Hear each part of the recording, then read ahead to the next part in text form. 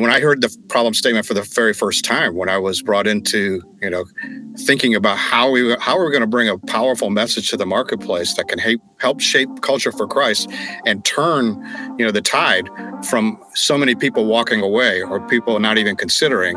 When you hear that problem statement, it's just a big problem statement. And quite honestly, a lot of Christians and Christianity and churches have contributed to the problem. Welcome to the Church Digital Podcast. Through this podcast, we'll talk about the technological innovations within the church. But more than tech for tech itself, we'll address deeper questions. Is disciple making possible digitally? How should we approach the digital mission field? Can a biblically grounded church operate in digital space? Oh, and where does the metaverse fit into all this? Whether you're a big or small church, an established church or a startup church plant, the Church Digital's goal is to help churches like yours learn to be a multiplying church, digitally and physically. Our heart, that churches like yours would discover a newfound focus on disciple making that will revolutionize your church. And now, here's your host, Jeff Reed. Hey everybody, welcome to the Church Digital Podcast. Every week I say I'm excited about the episodes that are coming up and the guests, but this is going to be a phenomenal conversation, and I don't want to oversell this.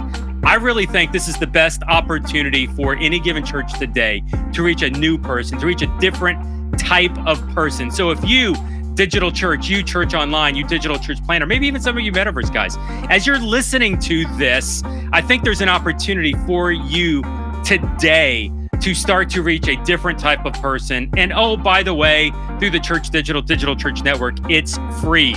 So do me a favor, I'm not overselling this. This is not hyperbole. That's probably not the right word. Whatever the word is. I'm not overselling this. Listen to this conversation and let's take part of jumping in here with what GLOO is doing. So by the way, I just let the cat out of the bag. We've got some of our friends from GLOO jumping on the podcast here. And so let me open up first off and introduce Brad Hill to the conversation. Brad is Chief Solutions Officer for GLOO. That sounds very important, Brad. Hey, Jeff. Good to be with you. Yeah, it just means that I get to look at problems all day, I guess is what that means. And we genuinely do, though, look at what's going on with our churches and how we can help them get value out of platforms. So a lot of that is with partnerships, which is a big part of He Gets Us. So, our other illustrious guests here today are really close partners of ours, and we're just trying to figure out how to translate the great work they're doing to the world of the pastor. That's beautiful. And so we're going to be digging into a campaign that GLOO has been running that's called He Gets Us. Now, He Gets Us has been running for a while, and some of you churches out there may actually be utilizing it right now in some capacity. And Brad, I don't know if the cat's been let out of the bag, or maybe I'm not even supposed to say this, but there's a Super Bowl ad coming. And just an immense exposure opportunity to get connected to different people that don't come to church buildings or are happening in real time. And some of the genius behind this, some of the brains behind this is Jason Vanderground, and Bill McKendry here from Haven Creative, the creative agency that's kind of has created this idea of He Gets Us. So Jason, Bill, thanks for jumping on the podcast as well. Great to be here. Thank you. Thanks, Jeff. So listen, it's funny. I wanted to start the conversation, even just digging more into like He Gets Us and where the creative ideas come from. And so maybe let's just do this, Bill, to get us started here into the conversation today. Could you maybe describe a little bit of what He Gets Us is, how it's operating? Yeah, it initially started out as a campaign.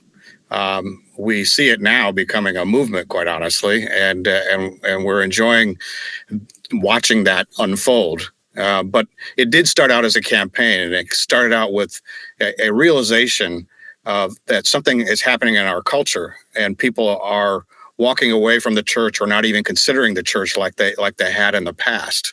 And one of the things that was driving this initiative was the realization of, how is the church being characterized and how is Christianity being characterized in today's culture? And the problem statement that we started this whole campaign with was the idea of how did the greatest love story in Jesus become known as a hate group?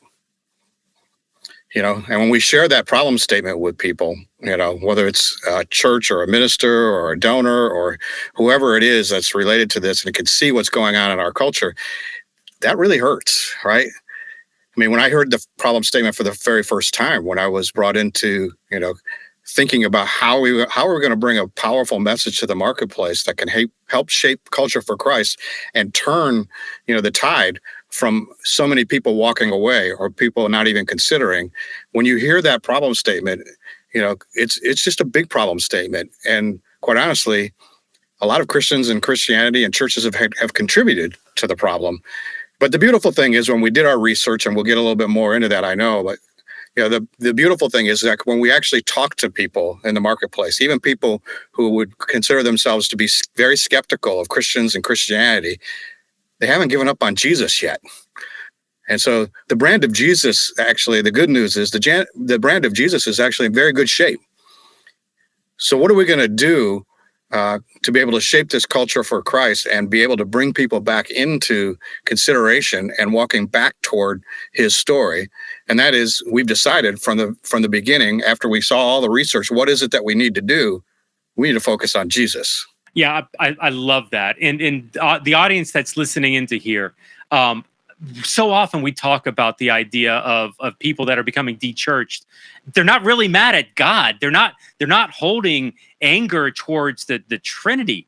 They're upset at people. They're upset at situations within the building, and oftentimes it's the flesh, it's the skin part that is keeping people separated from God, from the church. And so it's like, how do we to re-engage in that? And so Jason, as you've been doing this work, like from a practical standpoint, what is He Gets Us? How is it operating? Yeah, and I think just coming right out of your last point there, we as Jesus followers, as Christians, we're trying to follow the example of somebody who was perfect, and none of us do that perfectly. And the unfortunate thing is, a lot of times people who are just spiritually open and kind of skeptical, they see that they see that in all of us. And so the number one thing that they want to avoid in Christians and Christianity in the church is that hypocriticalness, that we say one thing and do another. And we've all been there. The other is the judgmentalism, that these people and these behaviors are okay, and these people and these behaviors are not okay. And some of those are scriptural. Some of those we've actually contrived on our own as human beings. I think the other area is really the discrimination. And so one of the ways that we're operationalizing around that is the campaign is making bold overtures to a lot of times people who have not seen Christianity as being for them. And one of the insights that we love the most that somebody shared with us is this. She said, and she's been very much a skeptic her whole life, but she said, I've always understood when people were kind of approaching me about Christianity and trying to explain it to me, that what they really wanted was for me to become one of them. And what I'm starting to see now through this He Gets Us campaign, you're telling me He was one of you. And that's a fundamentally different proposition for people who are spiritually open than what they're used to presenting. So a lot of what we're doing, the way we kind of operationalize is we study the life of Jesus, and we study the life of the American people now. We're in research all the time. We treat them as missionaries would treat a people group. And so we want to understand them. We want to understand their language, their ways, their framework, everything about them, and then design a message around appealing to them. And so that's a lot of what's helped He Gets Us connect so well with people who are just spiritually open. And I love this. And you may, audience out there, you may have seen some of these He Gets Us campaigns that are out there. I feel like I've seen commercials online. I've seen lots of social media graphics. I don't even know if this was official He Gets Us. And I know the idea is decentralized a lot, but I was actually walking around Altspace VR, and there was somebody created a He Gets Us world, and they were just it was the He Gets Us logo. I clicked on it, walked in, and they were just having like random conversations, talking about Jesus, just very relational, conversational, and the room was, had maybe 20, 30 people in it when I walked in. So like the idea of was that official? Have you done anything in virtual reality? Like, I don't want to go off too far on that, but not yet. But that sounds like a cool place to hang out. There you go. Somebody out there is doing virtual reality. He Gets Us, and they didn't even know about it. So that's awesome. So it's this idea of the campaign where I think that there's an incredible opportunity for us as churches to engage with a different type of person than typically comes into our building. And so, before we go too far into this, what were some, from a creative standpoint, you all are creative people. We talk creative things on here. What were some of the bad ideas? What were some of the maybe bad ideas? What was on the cutting room floor? What got chopped? What was the that's not quite good enough? Were there maybe some other bylines or some things that you all were working on? So the idea is that, we approached this like no other Christian effort has ever been approached before, in the sense that we created an air attack, an air support to a Christian ecosystem.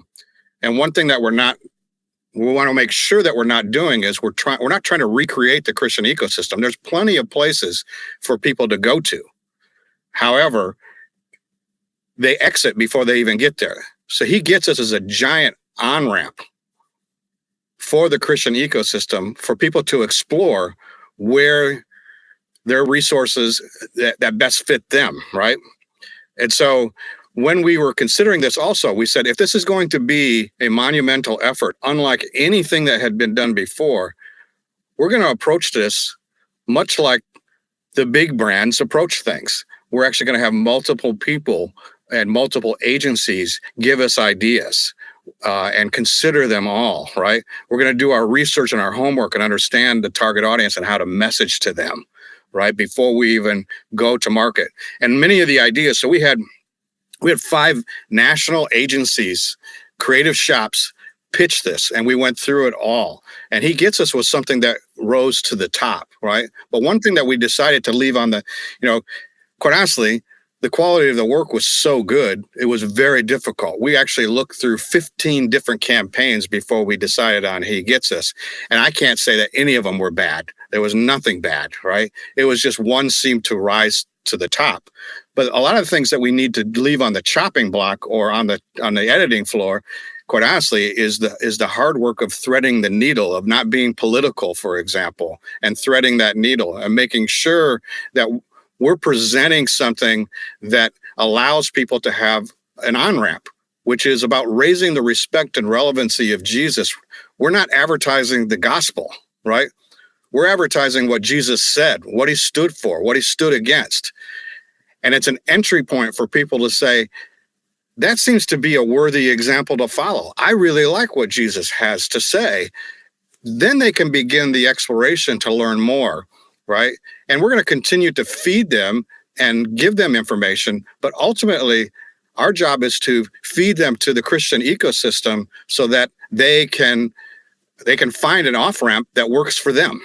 And so that off ramp within the Christian ecosystem, the way that I'm interpreting that's the churches. The campaign exists in social media and things to hand off to get people connected to church. Right, and it could even be just a Christian friend, right? Perfect. Somebody, chances are it's probably going to be a Christian friend more than anything else, and something that they can, a connection point to them where I just need to talk to somebody about this. I want to explore. We give people a lot of opportunities to respond on our website, and they can chat, they can text, they can, have somebody pray for them. But the number one thing that people want to do is read more, right? And so these people are exploring. They're looking, and they're not finding answers either in the secular world or in the secular narrative. As a result, they're heartbroken. They maybe don't have as much hope as they wish they had, and as a result, they are looking for answers. And what we want them to know is that Jesus has answers, and he has answers that they really like a lot, and will really be helpful to them in their perspective and in their life. That's beautiful. By the way, Bill, I'm going to have you start to write copy for the Church Digital, because when you say that an explorer is looking for a friend online to connect with, for them to have Jesus shared, you just described exactly the motives and the drive behind a lot of these digital churches, these churches that are operating only in digital space, or the metaverse churches that we're working with, churches that are driven, that understand truly what digital discipleship can be and the relational community aspects of it. And to be honest, that's why I'm so excited. I'll shut up in a second. I talk a lot. In a media saturated world, right? People are given all kinds of options, but today people use and they understand the digital world is the place that they can explore, and they can explore safely, and they can create a beginning of a relationship. You're exactly right. That's why the digital church and digital outreach is so critical today, because it's just a very comfortable place for most people to begin their exploration process. That's so great. And this is why I'm so excited about this conversation, because the campaign has worked great on social media, and they're getting ready to up it. It's going to get ramped up with I'm not making this up, right? There's a Super Bowl commercial you guys are working on with this campaign. That's the plan. Awesome. And so there's now an opportunity for digital churches to get connected to a whole different type of person, to get connected with these people through a social media commercial, through a social media campaign, through a Super Bowl commercial, and to meet people digitally, which, oh, by the way, you all are really good at, because that's what you do. And so this is when I got to sat down with Randy and some friends at GLOO, and I'm like, hey, we gotta figure out how to make this work. And so there's literally, we're going to keep going into the podcast, but there's literally, they're giving away 12-month scholarship for the He Gets Us. All the fees, everything is covered. Hey, digital church planner, we understand you're bivocational. We understand you're working on a shoestring budget, and GLOO here is giving away everything for free. So the access to the campaign, the access to the system, to receive these explorers that are looking for help, it's literally no cost to you. You just get to follow up on the people, build relationships, get them connected to God, and hopefully get them connected into your church or a physical church if that's what they're looking for. Here's what you need to do. If you're interested in this, there's two ways to sign up. You can text 855-631-4850. All this will be in the show notes. You can click over to that. Check out the YouTube descriptions. Text 855-631-4850, and you're going to enter in the phrase "He Gets Us," or go check out thechurch.digital/He Gets Us. You'll be able to get the code. You'll enter into the system. You'll get all the discounts. Everything's going to be free, 12 months, plus other things that GLOO is incredible with are going to be included into that. I don't need to, I could sell GLOO all day long, but the fact that they're going to send you people to get connected into your church digitally so that you can work with them digitally into your discipleship process, into your relational communities, whatever you've got, man, I seriously, I cannot think of a better opportunity for you here. By the way, Brad, how are churches responding to this? What are churches typically seeing? What are some stories? What are you seeing? Yeah, well, Jeff, the GLOO first became aware of this project maybe a year and a half ago, a little more than that. And when we saw what was shaping up here, some of what you just heard Bill and Jason describe, we saw a little bit of what you just said, which is that my words would be, this is a gigantic gift to the church. The church really has not had this type of air cover before. And pastors are out there working hard. They're grinding it out. They're trying different ways to reach people. This project, Bill used the words earlier, this is softening ground in a way that, we just haven't had available to us. And even if it was out there, cost prohibitive, we don't have the marketing savvy that these large world-class brands typically get to access. So to think as a church leader that you've got a giant campaign about something as central as Jesus that's fully funded, that is an on-ramp that's really directing then people to serve. And Jeff, we would look at this as not so much like a lead magnet. It's not just people who we can get into our churches, although that is part of it. But these people that see the ads, like you talked about Super Bowl, but already there's been just an incredible presence on many, many live sporting events. If you want to talk about soccer, Major League Baseball, we've been out doing tailgate tours in college football this fall. And then, major television shows, digital billboards, Times Square, and people see these messages, right? And then what do? They go to work. They hang out with friends. They live their lives. They aren't necessarily coming to our churches. And what I often tell pastors is, okay, the people that you're shepherding in your church, whether it be physical, digital, or hybrid, or both, the people in your church go to work. They go to carpool. They go to their places too. And what we're finding is those spiritually open but maybe skeptical people will say, hey, Jeff, you're kind of like a religious guy, right? Like, did you see that Jesus commercial on the game last night? What do you think about that? Like, do you believe that stuff? And I'm not, this isn't hypothetical, right? I mean, these conversations are actually spinning up now daily.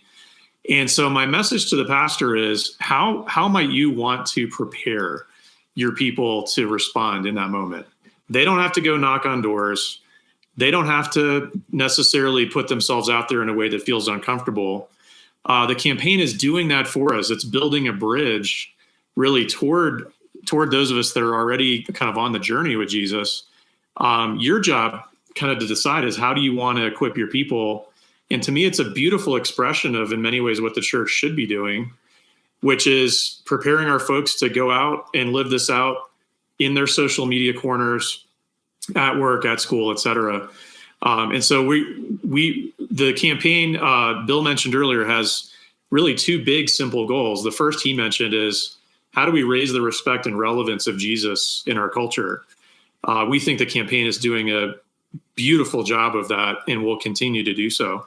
But the second goal talks about, how do we call up Jesus followers? How do we call up Christians to best reflect authentically that radical love of Jesus in their circles of influence? So wherever that is, if it's physical, digital, whatever.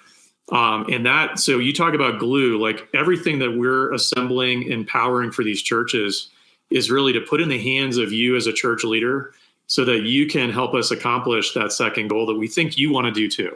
We think you want to call up all the people that are following you to reflect Jesus. So that describes in a nutshell all the tools, content, resources, communications capabilities that we're putting in your hands. It's so you can do that.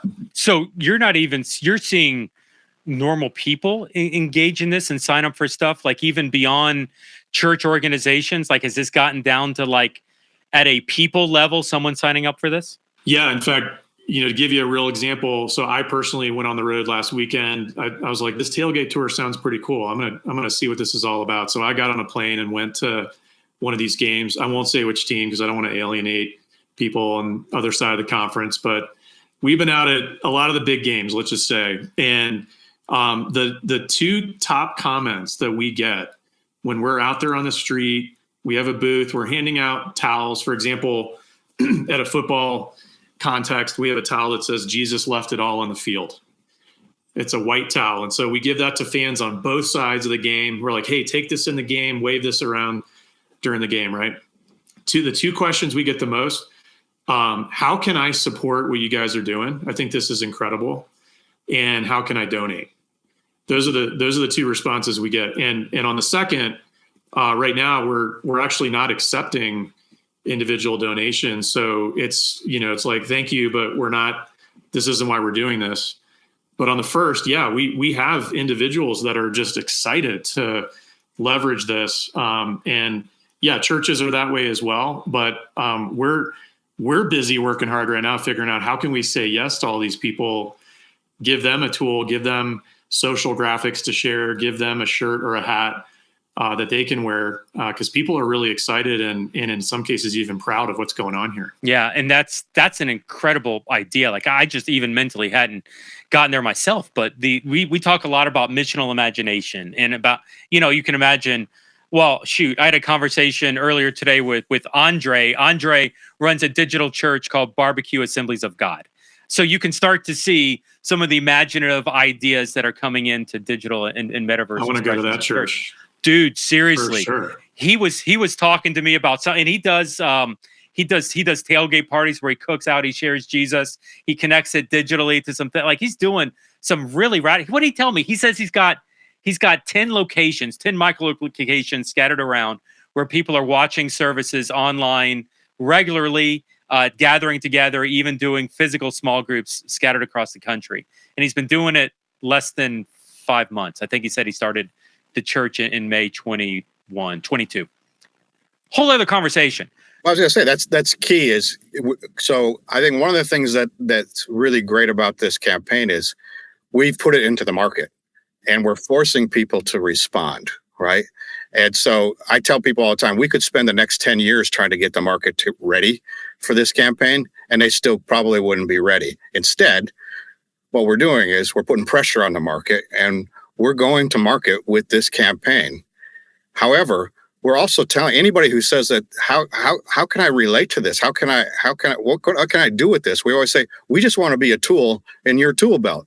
And I love the idea that you said, to people's imaginations, to their current ministry, what can we do to help you? And we're developing tools all the time, and we're developing content all the time.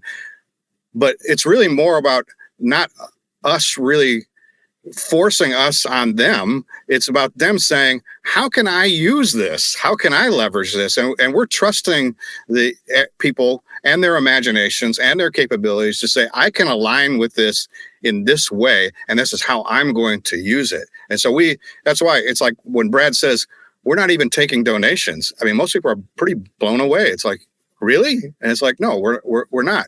We have funding behind this, and we want to put pressure on the marketplace to respond. But at the same time, we want to give the marketplace plenty of content and information to respond with.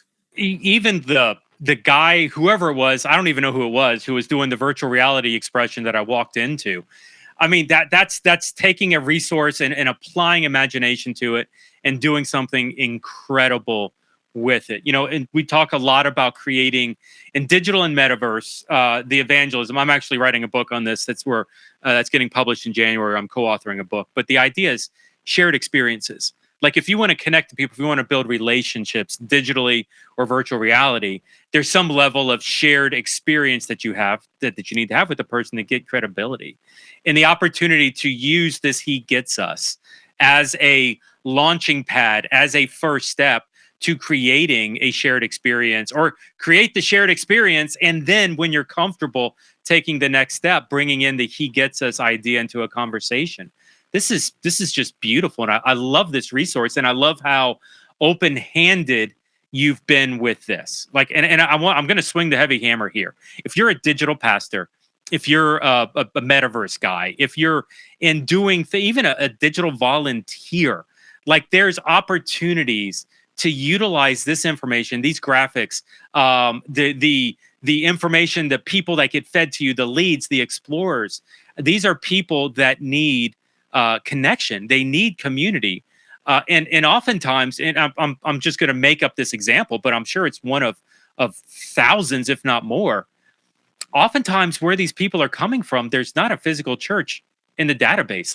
Brad, am I okay saying that? Where you don't have U.S. full exposure of churches, and so it's hard to get people connected into a physical church. Am I right? Yeah, spot on, Jeff. In fact, I mean, there are already thousands of churches involved, but as you stated, we can't cover every last mile, every last zip code at that local level. So one of the things we've really worked hard is to look for churches, and I think a lot of them are probably in your audience base, who can truly do ministry from a digital context. We're not just talking about streaming, but internally we'll call them remote ready, or a church that really has done the work and put the thought and planning into, if I get somebody 5 states away or 2 time zones away from me who is interested in just connecting with someone, they have questions about Jesus, or they want to just process together, is your church the kind of environment that would welcome that?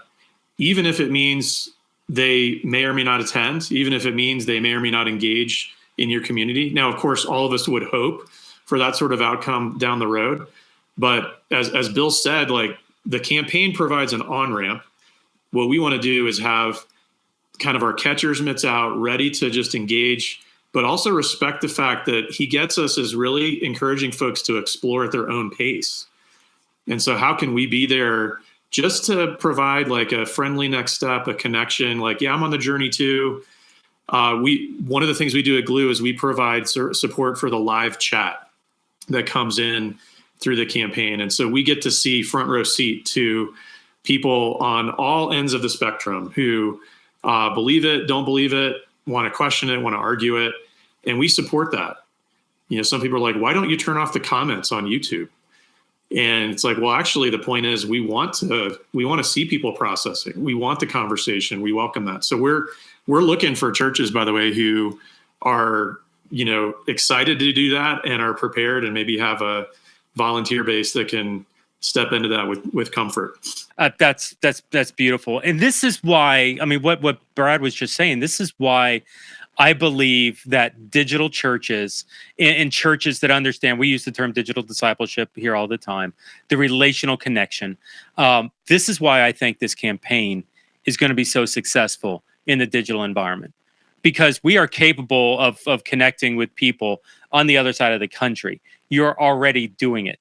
The physical church, I hate to say it this way, but the building's a lid for what the potential can be. And oftentimes we don't have enough buildings in enough cities to do this effectively. It was to go, even going back to the Billy Graham. I had this conversation with a bunch of Liberty professors earlier this week. That was the challenge of the Billy Graham Crusades. Billy Graham would come in, get a whole bunch of people saved. And it's like, okay, where are the churches to do follow-up? And oftentimes there weren't enough churches to do the local physical follow-up, back in Billy's ages, back in the 70s, 80s, and 90s. Well, because of digital, because of the work that you all are doing in expanding digital discipleship to make it scalable and reachable, this campaign is designed specifically. They don't realize it yet, the potential of what's here, but it's designed to help churches like yours get connected to new people, and the effectiveness of us to lean in, to utilize the skill set that we already have, to reach these, to disciple these, to encourage these, to build the relationships with these people. I truly believe it's going to be phenomenal. So tell me this, Bill, Jason, one of you. We're talking a lot here about you're doing some physical stuff. Sounds like you're doing some sports, possible Super Bowl. Like where is this campaign going beyond this? Like, is there a next step? Where are you going? What's the forecast of where this thing's heading? Yeah. So the campaign is, He Gets Us is in all the big cultural moments. And so, every Sunday, during NFL games, and we have partnerships with 4 Major League Baseball teams, the Pirates, the Cardinals, the White Sox, the Rangers. We're super excited because the NBA and the NHL season is starting. So basically, whatever you're watching, wherever you're going, primetime TV, like Brad was saying, it's very present and people are seeing. It's about 108 million people that are already familiar with the campaign. But I think one of the things that's most important for your audience to understand is just some of the underlying insights, because these are things that anybody can apply as they work to have conversations with people who are spiritually open. You don't have to use the He Gets Us ads to do this, but it's important to know what the obstacles are, the barriers for somebody who is spiritually open but has a lot of skepticism about Christianity. And the number one thing is they have a deep-seated instinct to not want to hear from Christians. And so I created my own analogy, which is just, imagine your favorite shopping experience, whatever that is, and then imagine a really annoying salesperson who keeps asking you to look at things you're not interested in, keeps redirecting you away from areas that you want to go, just interrupts a lot. And unfortunately, that's a lot of times what somebody who's kind of spiritually open experiences when we try to intervene in their faith journey. So we have to tread, I think, really lightly. I think there's a humble approach here to say, what's your path? What's your story? What language are you comfortable with? What things do you understand? What are you interested in? Like, I'm here to serve you. Not the other way around. And then I think another thing that's really key for them to understand is that, if you trying to defend or promote Christianity or all the good things that the church does, just doesn't work at all with this audience. And they're also, they struggle with the divinity of Jesus. And so we've made a conscious effort to respect them. And the thing that they're interested in is the humanity of Jesus. And he was fully human. And so we say, great. If that's the conversation you're open to having, let's talk about that then. And so all of these common experiences, like, hey, have you ever faced criticism, or do you ever see injustice in the world around you? Do you ever feel judged or see people around you being judged? Do you just want to have fun sometimes and enjoy family? Guess what? Jesus, all of those things. And so I think that is focusing there is really what people can be applying in their ministry. And so anything that they can do to convey through the message, Jesus is for everybody. Christians are not gatekeepers to Jesus. You don't have to go through me to get Jesus. That's why he came in the first place, so you could get access to him directly. Seeing just the positiveness of his teachings and going, even if I'm not a Christian, like what Jesus laid down, that's just a good way to live. Like it's hard to go wrong doing things the way that he did things. And so there is this familiarity. People actually know more about Jesus and know more about the Bible a lot of times than what we give them credit for, and they're interested in learning more, but it has to be on their own terms. And so that's why, going all the way back to what Bill mentioned, one of the things that they really enjoy doing the most, actually the thing they do the most on our website than anything else, is subscribe to Bible reading plans. And so I think as you think about digital ministry, where there's something about the anonymity of being able to consume content on your own without having to have somebody on the other end. Like texting is great, chatting is great, we do all those things. But the number one thing people are doing is, I just want to sign up and just read it for myself. And so how do you facilitate self-exploration and then be there? I like Brad's, when they're ready, but it's all on their terms. It's not on our terms anymore. Yeah, I love that. You're empowering them. You're respecting them as an individual. You're giving them the authority, the permission to control their own spirituality and to seek it on their own. That, by the way, Jason, what you just said, that's the heart of every digital and metaverse pastor I know. Like the ability to give it to them. I mean, that's how the church multiplies. That's how the church gets into disciple making multiplication, by giving it to them and not being the gatekeeper of it. And so very, very excited that an organization like GLOO is putting the emphasis, is running with this and is seeing it happen in real time. I'm just curious, and I don't want to be about numbers.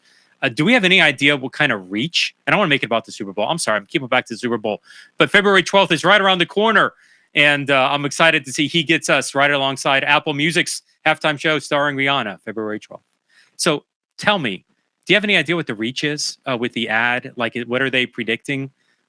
What's the potential here? Well, even just already, the campaign launched this spring. We launched it around March Madness, the NCAA basketball tournaments, through Easter and then right through the summer. So already the campaign has had over 3 billion impressions, 3.07 impressions. Yeah. 3 billion. And is that targeted and focused in the US only, right? It Somewhat? Is. Yep. Mm-hmm. Wow. Yeah. And then there's about 340 million views now on YouTube. And then, like I mentioned just a second ago, 108 million people are aware of this campaign. So your audience, this is a campaign that people are seeing. And those numbers are only going to go up as we go through the fall. And then, like you said, through the NFL playoffs and then, all the way through the big game. And we're just getting started. So this is just, we're about 6-7 months into launching this thing. And so it's brand new. And so the great thing is, it's kind of like the weather. You can always use it to start a conversation, no matter where you are. It's a common experience. That's essentially what he gets as has created. Is it's something that everybody will be seeing and everybody will be experiencing. And so it's just a no-brainer start to a conversation. And so, just know what the weather is in other parts of the country, and you have a guaranteed conversation starter. If you know the ads, if you're familiar with some of the concepts, you'll be able to use that as a lead in. And then as people say, I'm interested, I saw this, it made me uncomfortable, it raised a question, you're there to go, great, I would love to talk with you and answer your questions. The Super Bowl, though, you're right, is a really unique format in the sense that, or a unique platform in the sense that, the numbers are, predicted that 112 million people will watch the Super Bowl. Well over 50% of America watches the Super Bowl, and it's essentially a national holiday, right? I've done stuff in the Super Bowl before. I know we've got people on our team that have done stuff in the Super Bowl before. We know what the impact is like, right? But we also know that from even surveys that we've done, national surveys, that have appeared and written up in the New York Times and stuff like that, 65% of the people who watched the Super Bowl watched it for the ads as much as the game. So it's a very unique platform from that standpoint because, you not only you have 112 million people, which is just, on a cost per thousand basis. People always talk about the cost of running an ad in the Super Bowl, but the reality is on a cost per thousand basis, it may be one of the most efficient TV buys, period, right? But then you have all these people who pay attention to the ads and are waiting for the ads. And especially if you think about women, for example, the number even goes higher of why they're watching the Super Bowl. But the Super Bowl also has an aspect to it where people talk about it after the game, right? What did they see? And, it's just something that because you do experience it, in a group setting most of the time, and you have this shared experience, it's something that people talk about for years. I mean, I was in business with a guy who did a Super Bowl ad like in the early 90s that they still rank as one of the top Super Bowl ads. And I can bring it up to people who are I don't even think were born then. And I say, have you ever seen the ad with Michael Jordan and Larry Bird, nothing but net? And they challenge each other for a Big Mac. And I know college students that weren't even born then. They go, yeah, I've seen that ad. That's because it ran during the Super Bowl. And my partner actually did it. That's awesome. It's such an incredible opportunity. And once again, GLOO is graciously offering a 12-month scholarship to this for any digital metaverse church, any physical church that is using this coupon code, this access to get in. You can text 855-631-4850, 855-631-4850. Type in the code "He Gets Us" in the text and send it, or go to thechurch.digital/He Gets Us. Either way, you follow the instructions that go to there, then get you into the system. You should see the cost disappear.